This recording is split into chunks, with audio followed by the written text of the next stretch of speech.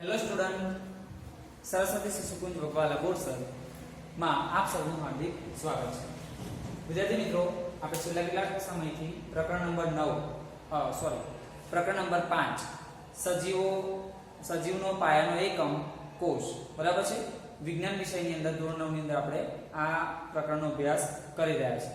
Last આપણે ત્રણેક video એની જોઈ, એની અંદર અલગ અલગ કોષોના ભાગો, કોષનો પરિચય, કોષના અલગ અલગ જે ભાગ પડે છે એની અંદર કોષ કેન્દ્ર, કોષ રસ પટલ, કોષ દિવાલ અને હવે આગળ આપણે વાત કરી રહ્યા છીએ આજનો જે ટોપિકમાં વાત કરવાના છે એ છે કોષ રસ। એના વિશે આપણે ચર્ચાઓ કરી છે। હવે આપણે આજની વાત કરતા પહેલા લાસ્ટ વિડિયોની અંદર આપણે જે જોયું હતું એની અંદર બે પ્રકારના કોષોની વાત કરી હતી। કોષ કેન્દ્રના આધારે કોષના બે પ્રકારો પડે છે। એમાં પ્રકરણનું નામ નંબર લખી દઈએ આપણે, પ્રકરણ નંબર 5 બરાબર છે। ઓકે, હવે કોષના જે પ્રકારો છે એની અંદર આપણે કોષ કેન્દ્રના આધારે બે પ્રકારો જોયા હતા। નંબર 1 આદિ કોષ કેન્દ્રિત કોષ,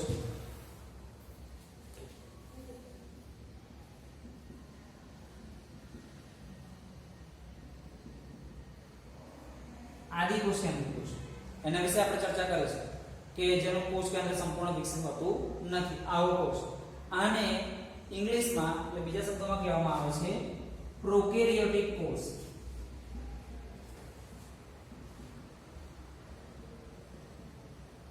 અથવા તો પ્રોકેરિયોટિક સેલ એવું કહેવામાં આવે છે બરાબર। એટલે આ ક્યારેક આપણને પરીક્ષાની અંદર આ શબ્દ પણ વાપરી શકે તો આપણને ખબર હોવી જરૂરી છે। આના વિશે વિશેષ માહિતીમાં એવું છે, ક્યારેક આપણને હેતુલક્ષી પ્રશ્નમાં પૂછાય કે આ જે કોષો છે એ કોષો કદમાં ખૂબ જ નાના હોય છે। એનું કદ આશરે 1 થી 10 μm અને બોલાય છે μm, પણ આ જે એકમ છે એને કહેવામાં આવે છે માઇક્રોમીટર। શું કહેવામાં આવે છે? માઇક્રોમીટર। એટલે બહુ જ સૂક્ષ્મ એકમ છે। 1 માઇક્રોમીટર બરાબર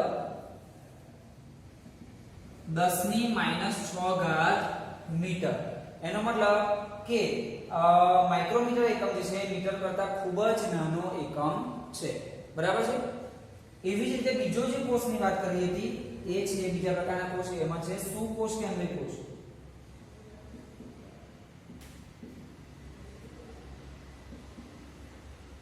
આ સુકોષ કેન્દ્રિત કોષ એને ઇંગ્લિશમાં કહેવામાં આવે છે યુકેરિયોટિક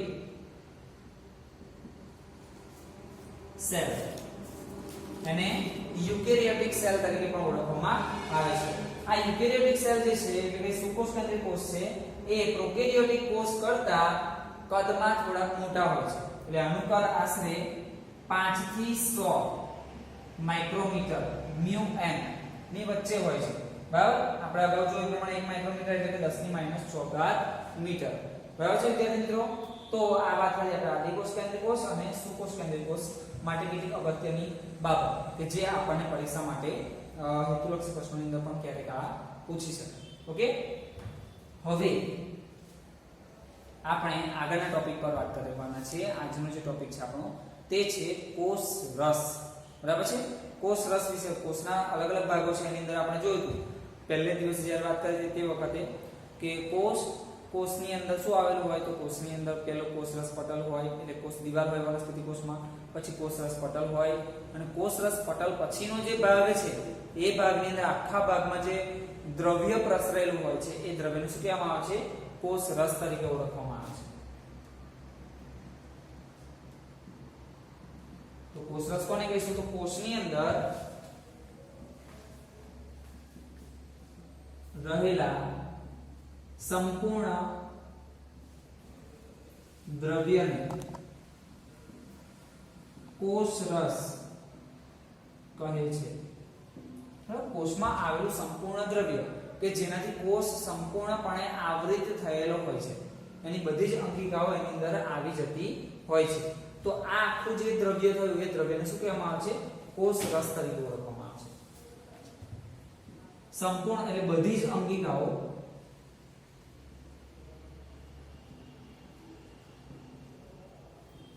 અંગિકાઓ કોષ રસમાં આવેલી હોય છે. અંગિકાઓ બરાબર શબ્દ નવો છે. અંગિકા કોને કહેવાય? તો કોષની અંદર દરેકે દરેક ક્રિયાઓ કરવા માટે આપણો કોષ જે છે એ જાતે ક્રિયા નથી કરતો, પણ એની અંદર આવેલી અંગિકાઓ જે છે એ અલગ અલગ ક્રિયાઓ કરે છે. વિદ્યાર્થી મિત્રો વિચારો કે મોડર્ન સાયન્સ કેટલું બધું વિકસિત છે કે જે કોષને આપણે નરી આંખે ક્યારેય જોઈ શકતા નથી. તો વિચાર કરો કે એ કોષની અંદર રહેલી વસ્તુઓનું પણ નોલેજ આપણને સાયન્સ આપે છે, વિજ્ઞાન આપે છે. બરાબર છે? એટલા માટે વિજ્ઞાન વિષય આપણા માટે કેમ રસપ્રદ છે? તો આ બધી બાબતોની જાણકારી આપણને એમાંથી મળે છે. બરાબર છે? દાખલા તરીકે વાયરસની વાત કરીએ, અત્યારે વાયરસ માટે બહુ તકેદારી રાખવાની વાતો ચાલે છે. કેમ એવું કરવામાં આવે? તો એટલા માટે કેમ કે વાયરસ જે છે એને આપણે જોઈ શકતા નથી. બરાબર છે? તો એના માટે પણ ઘણા બધા સંશોધનો ચાલે છે. જેને આપણે નરી આંખે નથી જોઈ શકતા એના વિશે આટલા બધા સંશોધનો થયા છે. બરાબર છે? એનો આકાર નક્કી થયો છે, એ કયા કયા લક્ષણો ધરાવે છે એ પણ નક્કી થયું છે. ઓકે, તો આ બધું સાયન્સને પરિણામે જ પોસિબલ બન્યું છે. તો એની અંદર આપણે આ કોષની અંદર વાત કરીએ તો કોષની અંદર નાની નાની અસંખ્ય અંગિકાઓ, અલગ અલગ પ્રકારની અંગિકાઓ આવેલી છે. બરાબર છે? અલગ અલગ અંગો આવેલા છે. તો એ જે અંગિકાઓ છે એ અંગિકાઓ અલગ અલગ ક્રિયાઓ કરે છે અને આ બધી જ અંગિકાઓ કોષરસની અંદર લપેટાયેલી છે. બધી અંગિકાઓ શું કહેવાય કે કોષરસની અંદર ડૂબેલી છે. બરાબર છે? કે કોષ એ આખો કોષરસથી આવૃત છે, તો એની અંદર રહેલી અંગિકાઓ તેમાં ડૂબેલી જ હોય. બરાબર છે? ઓકે, તો એ બધી જ અંગિકાઓ જે છે એ કોષરસમાં આવેલી હોય છે. પછી કોષરસ જે છે એ કોષરસ આપણે જ્યારે ડુંગળીના કોષનું નિરીક્ષણ કર્યું હતું સૂક્ષ્મદર્શક યંત્રની અંદર, ત્યારે આપણને કોષરસ બહુ ઓછો જોવા મળે. એનું કારણ એવું છે કે કોષરસ એ રંગવિહીન પ્રવાહી છે.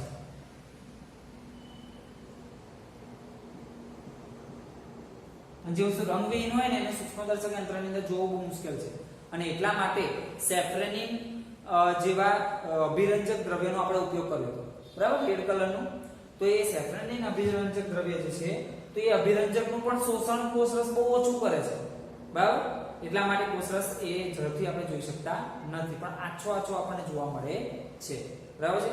તો વિદ્યાર્થી મિત્રો આ કોષરસ વિશેની માહિતી આપણે ખાસ યાદ રાખવાની છે. બરાબર? અને હવે પછી આપણે કોષરસમાં રહેલી અંગિકાઓ વિશે અભ્યાસ કરવા જઈ રહ્યા છીએ. ઓકે વિદ્યાર્થી મિત્રો, આપણે કોષીય અંગિકાઓ વિશે વાત કરતા હતા. બરાબર છે? તો આ કોષીય અંગિકાઓ કોને કહેવાય? અને આ કોષીય અંગિકાઓ આપણે અગાઉ જોયું પ્રમાણે કે સુકોષ કેન્દ્રીય કોષની અંદર જ કોષીય અંગિકાઓ આવેલી હોય છે. તો સુકોષ કેન્દ્રીય કોષ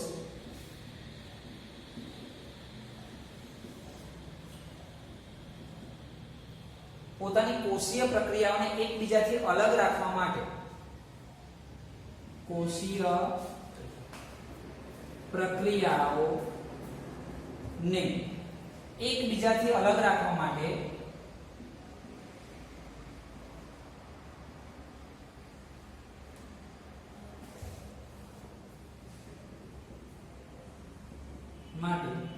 કેટલીક પટલમય એટલે કે એની આસપાસ પટલમય આવરણ આવેલું છે એવી અંગિકાઓ ધરાવે છે.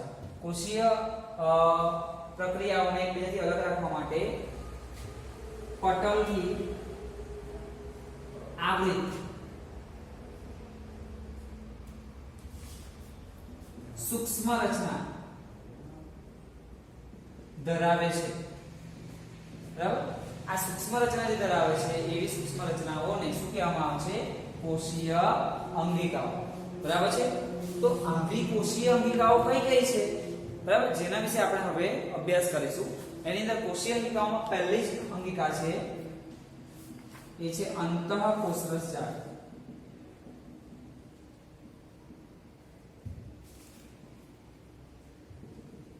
પહેલી અંગિકા કઈ છે વિદ્યાર્થી મિત્રો? અંતઃકોષરસ જાળ. હવે આ અંતઃકોષરસ જાળ હવે જેટલી અંગિકાઓ છે આપણે અભ્યાસ કરીશું. એ દરેકે દરેક અંગિકાઓનો પ્રશ્ન પરીક્ષાની અંદર અલગ અલગ રીતે પૂછાઈ શકે અને બધી જ અંગિકાઓ પરીક્ષા માટે પણ અગત્યની ગણી શકાય. બરાબર છે? તો એની અંદર પહેલી જ આપણે અંગિકા લઈએ છીએ અંતઃકોષરસ જાળ. અંતઃકોષરસ જાળ જે છે આ અંગિકા જે છે એ અંગિકા કોષની અંદર સંપૂર્ણ કોષરસમાં આવૃત થયેલી હોય છે. સંપૂર્ણ કોષરસમાં આવૃત હોય છે. મતલબ કે આખા કોષની અંદર કોષરસની અંદર ફેલાયેલી હોય છે, બરાબર. અને આ જે છે એ પટલમય ગળીઓ જેવી રચના ધરાવે છે.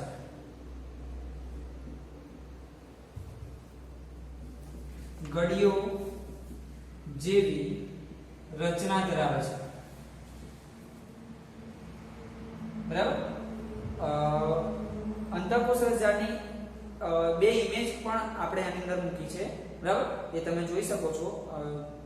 જેમ જેમ વિડિયો આગળ જશે એની અંદર વચ્ચે મૂકવામાં આવેલી છે, તમે એને નિહાળી શકશો અને એના દ્વારા તમે જોઈ શકશો કે અંતઃકોષરસ જાળ કેવી દેખાય છે. વિદ્યાર્થી મિત્રો, આ ખાસ ધ્યાન રાખવાનું કે આ બધી જે ઇમેજ લેવામાં આવી છે એ ઇમેજને સાદા માઇક્રોસ્કોપમાં કે સાદા સૂક્ષ્મદર્શક યંત્રમાં જોઈ શકાતી નથી. આના માટે આ બધું નિરીક્ષણ કરવા માટે સ્પેશિયલ પ્રકારના ઇલેક્ટ્રોન માઇક્રોસ્કોપનો ઉપયોગ કરવામાં આવે છે. આ ઇલેક્ટ્રોન માઇક્રોસ્કોપની મદદથી કોષની અંદર આવેલી અંગિકાઓનો અભ્યાસ થઈ શકે, એ જ જોઈ શકાય, બરાબર છે. આ સાદા માઇક્રોસ્કોપથી આપણે જોઈ શકતા નથી. તો કેવી ગળીઓ જેવી રચના ધરાવે છે? આવી રીતે આશરે આપણે દોરવાનો પ્રયત્ન કરીએ છીએ. આ રીતની એક ગળી હોય, ત્યાર પછી એની પાછળ બીજી ગળી આવી રીતે આવેલી હોય, ત્યાર પછી અહીંયા એક આવી ગળી આવેલી હોય, અહીંયા આગળ ગોળાકાર એક ભાગ આવેલો હોય છે, બરાબર. તો આવી ગળીઓ જેવી રચના ધરાવે છે અને આપણે અંતઃકોષરસ જાળની ઇમેજ એની આકૃતિ પરીક્ષામાં દોરવાની આવતી નથી. એ માત્ર ને માત્ર જાણકારી માટે આપવામાં આવેલી હોય છે, જે તમને વર્કશીટમાં પણ આપેલી હશે, પણ એને દોરવાની જરૂર નથી, બરાબર છે. વિદ્યાર્થી મિત્રો, આપણે અંતઃકોષરસ જાળની જે વાત કરી છે એની ઇમેજની વાત કરી, બરાબર છે. તો એ ઇમેજ આપણે બે ઇમેજ એની અંદર સ્કેન કરેલી છે, જે તમે જે આ રીતની હોય છે, જે તમે જોઈ શકો છો.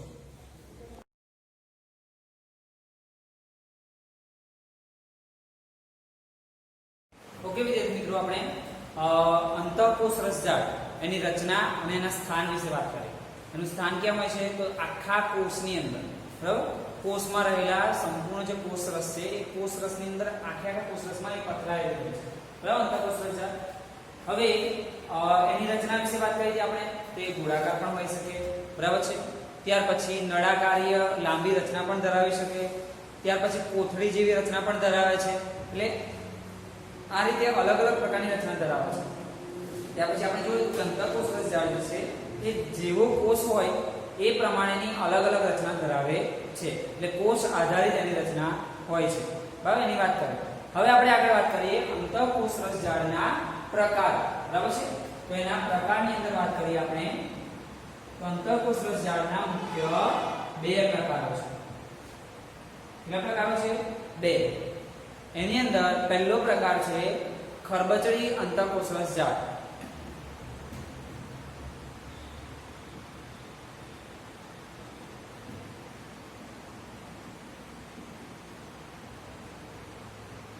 ખરબચડી અંતઃકોષરસ જાળ, બરાબર છે. રફ એની સપાટી હોય છે, અથવા તો એને બીજા શબ્દોમાં કહેવામાં આવે છે કણિકામય. ખરબચડી અંતઃકોષરસ જાળ અથવા તો કણિકામય અંતઃકોષરસ જાળ. ઓકે, ખરબચડી અંતઃકોષરસ જાળ છે. અને બીજો પ્રકાર છે એનો લીસી અંતઃકોષરસ જાળ. લીસી અંતઃકોષરસ જાળ, બરાબર છે. ખરબચડી અંતઃકોષરસ જાળ અને લીસી અંતઃકોષરસ જાળ, આ મુખ્ય બે પ્રકાર છે અંતઃકોષરસ જાળના, બરાબર. હવે આપણે બંને પ્રકાર વિશે થોડીક વાત કરીએ. તો ખરબચડી અંતઃકોષરસ જાળ છે એ રિબોઝોમ્સ ધરાવે છે, એની પર આવેલી કણિકાઓ હોય છે, બરાબર, જે તમે આકૃતિમાં જોઈ હશે. આપણે આકૃતિ જે મૂકી છે એની અંદર તમે જોઈ હશે. તો એ અંતઃકોષરસ જાળ પર નાના નાના ટપકા સ્વરૂપની જે કણિકાઓ હોય છે એ કણિકાઓની અંદર રિબોઝોમ્સ નામની અંગિકા આવેલી છે, બરાબર છે. તો તે રિબોઝોમ્સ ધરાવે છે. ખરબચડી અંતઃકોષરસ જાળ છે એની પર શું આવેલા છે? રિબોઝોમ્સ આવેલા હોય છે, બરાબર. હવે આ રિબોઝોમ્સ શું કાર્ય કરે છે એની વાત કરીએ. તો રિબોઝોમ્સ એ ખૂબ જ અગત્યનું કાર્ય કરે છે. આપણા શરીરની અંદર ખરબચડી અંતઃકોષરસ જાળ છે એની પર આવેલા રિબોઝોમ્સ એ પ્રોટીન સંશ્લેષણનું કાર્ય કરે છે. શું કરે છે? તો પ્રોટીન બનાવવાનું કાર્ય, પ્રોટીન નિર્માણનું કાર્ય કરે છે.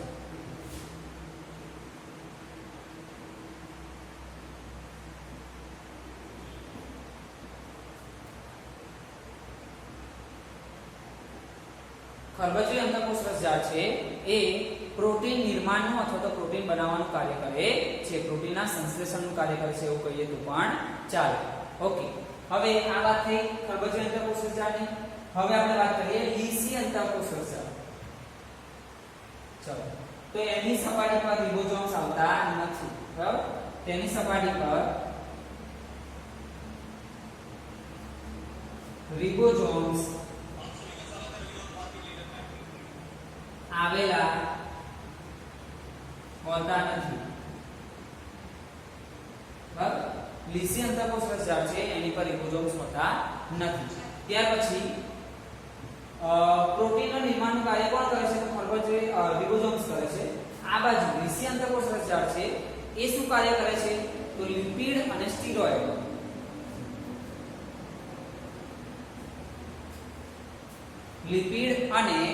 સ્ટીરોઇડ ના સંશ્લેષણ કાર્ય કરે છે. વિદ્યાર્થી મિત્રો, આ લિપિડ એટલે કે એક પ્રકારની ચરબી, આપણા શરીરની અંદર રહેલી જે ચરબી છે એને લિપિડ તરીકે પણ ઓળખવામાં આવે છે, બરાબર છે? એટલે lipid A one type of એક ચરબી જેવું કહી શકાય. અને સ્ટીરોઇડ એ પણ આપણા શરીરનું એક દ્રવ્ય છે, બરાબર છે? સ્ટીરોઇડ એ અલગ અલગ પ્રકારના હોઈ શકે છે. તો એ લિપિડ અને સ્ટીરોઇડના નિર્માણનું કાર્ય અને સંશ્લેષણનું કાર્ય કોણ કરે છે? લીસી અંતઃકોષ રસજાળ. તો વિદ્યાર્થી મિત્રો, આ બંને ભાગમાં એટલા માટે લખ્યું છે કે તમે આના પરથી ખરબચડી અંતઃકોષ રસજાળ અને લીસી અંતઃકોષ રસજાળ વિશેનો તફાવત પણ લખી શકો, જે 2 માર્ક્સ માટે પણ અગત્યનો પ્રશ્ન ગણી શકાય. ઓકે વિદ્યાર્થી મિત્રો, આપણે પ્રકાર વિશે વાત કરી. હવે અંતઃકોષ રસજાળના કાર્યો વિશે વાત કરીએ. કયા કયા કાર્યો કરે છે આપણા શરીરની અંદર? વિદ્યાર્થી મિત્રો, વિચારો કેટલી અદ્ભુત આપણા શરીરની રચના છે, બરાબર? કુદરત દ્વારા, ભગવાન દ્વારા, બરાબર, આપણા શરીર કેટલું અદ્ભુત બનાવવામાં આવ્યું છે કે જે કોષને જોઈ શકતા નથી, બરાબર છે, એની અંદર આવી અંગિકાઓ આવેલી છે. અને આ અંગિકાઓ પણ પાછું અલગ અલગ કાર્ય કરે છે, એની અંદર પણ અલગ અલગ વસ્તુઓ આવેલી. કેટલી અદ્ભુત રચના આપણને, બરાબર, ભગવાને આપણને આપેલી છે, બરાબર? એટલા માટે જ આપણે ભગવાનને યાદ કરવા, બરાબર છે? ઓકે, ચાલો કાર્યો વિશે વાત કરીએ. આપણે કયા કયા કાર્ય કરે છે તે. તો કોષની અંદર આવેલા કોષની જે પ્રક્રિયાઓ છે, પ્રક્રિયાઓ કરવા માટે જે દ્રવ્યોનું વહન છે, એ દ્રવ્યોના વહન માટે એક માર્ગ પૂરો પાડે છે, બરાબર? કોષના દ્રવ્યોના વહન માટે વહન માર્ગ પૂરો પાડે છે, બરાબર? એ શું કરે છે? તો વહન માર્ગ પૂરો પાડવાનું કાર્ય કરે છે. બીજી વાત કરીએ આપણે, તો આપણે જોયું કે રિબોઝોમ શું કરે છે? પ્રોટીનનું સંશ્લેષણનું કાર્ય કરે છે. એટલે આપણે અંતઃકોષ રસજાળના કાર્યોની અંદર એ લખી શકાય કે પ્રોટીન શરીર માટે અગત્યના પ્રોટીન અને લિપિડ ના સંશ્લેષણ નું કાર્ય કરે છે, બરાબર?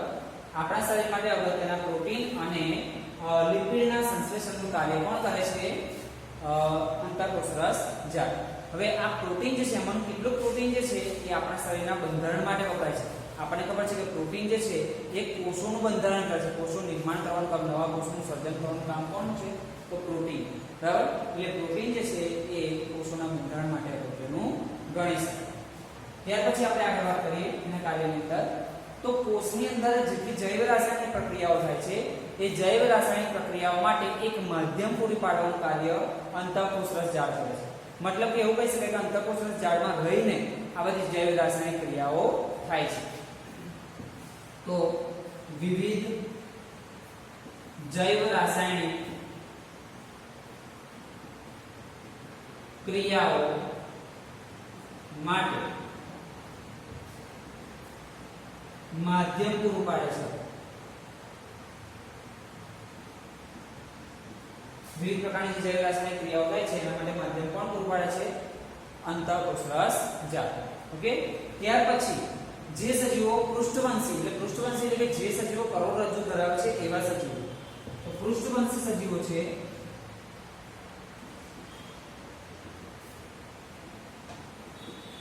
આપણે એને કૌંસમાં લખીશું કરોડરજ્જુ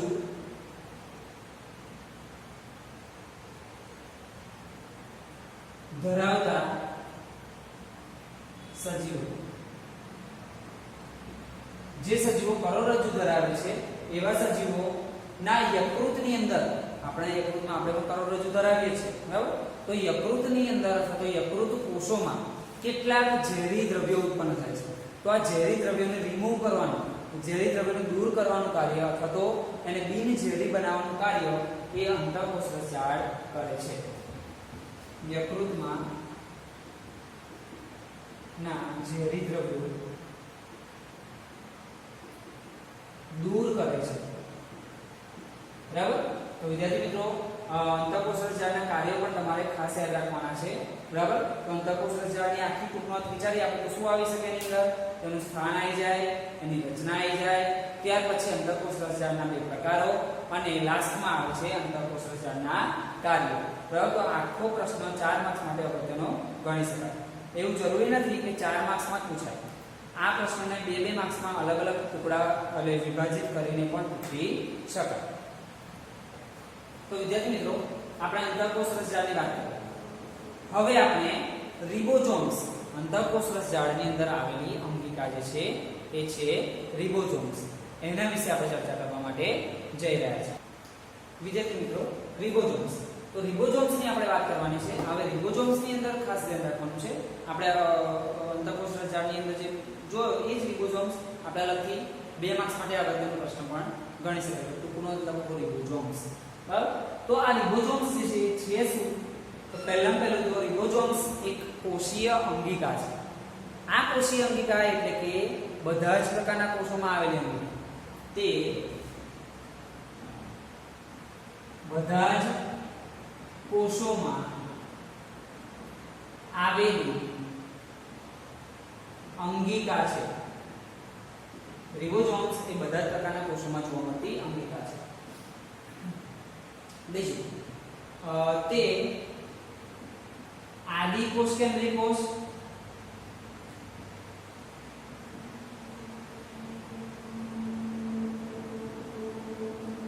રિબોઝોમ્સ એ આદિકોષ કેન્દ્રીય કોષ અને સુકોષ કેન્દ્રીય કોષ, આ બંને કોષોની અંદર જોવા મળે છે. ત્યાર પછી રિબોઝોમ્સ જે છે એ આપણા શરીરની અંદર પ્રોટીન સંશ્લેષણનું કાર્ય કરે છે. તે પ્રોટીન સંશ્લેષણ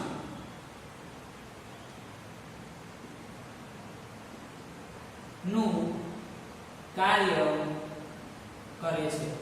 રિબોઝોમ્સ એ પ્રોટીન સંશ્લેષણ અથવા પ્રોટીન બનાવવાનું કાર્ય કરે છે, પ્રોટીનના નિર્માણનું કાર્ય કરે છે. હવે રિબોઝોમ્સ ક્યાં આવેલા છે હમણાં જ આપણે જોયું હતું, એ પણ લખવું પડે એની અંદર.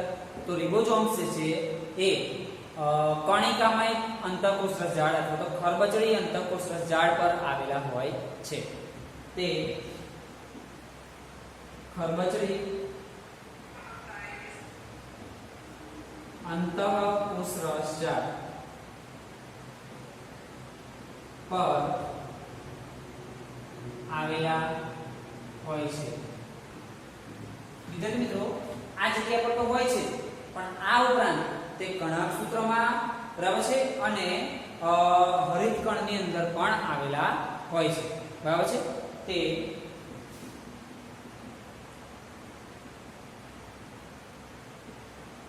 તેમજ કણાભસૂત્ર તેમજ હરિતકણ પર પણ આવેલા હોય છે. તો આટલા 4 મુદ્દા તમે રિબોઝોમ્સ ની અંદર લખો, 4 કે 5 મુદ્દા તમને 2 માર્ક્સ મળે બરાબર છે. તો રિબોઝોમ્સ માટે આપણે શું યાદ રાખીશું, વિકલ્પ પ્રશ્નો માટે પણ અગત્યનું, રિબોઝોમ્સ શું કાર્ય કરે છે, તો પ્રોટીન સંશ્લેષણનું કાર્ય કરે છે. તો હવે પ્રશ્ન પૂછે કે આપણા શરીરની અંદર પ્રોટીન સંશ્લેષણનું કાર્ય કઈ અંગિકા કરે છે, તો શું લખીશું વિદ્યાર્થી મિત્રો, સરસ, રિબોઝોમ્સ બરાબર છે. ઓકે, એટલે આ ખાસ યાદ રાખવાનું છે. હવે વર્કશીટની અંદર તમને 4 કે 5 પ્રશ્નો આપેલા હશે, પણ એનો મતલબ એવો નથી થતો કે 4 જ લખવાના છે. તમારે આખી વર્કશીટ એ પ્રશ્નોના જવાબ સ્વરૂપે જ છે. અત્યાર સુધી જેટલી વર્કશીટો આવી છે એ બધી પ્રશ્નોના જવાબ સ્વરૂપે છે. તમારા ચોપડાની અંદર આખી વર્કશીટ લખવાની રહેશે. બરાબર છે? ઓકે.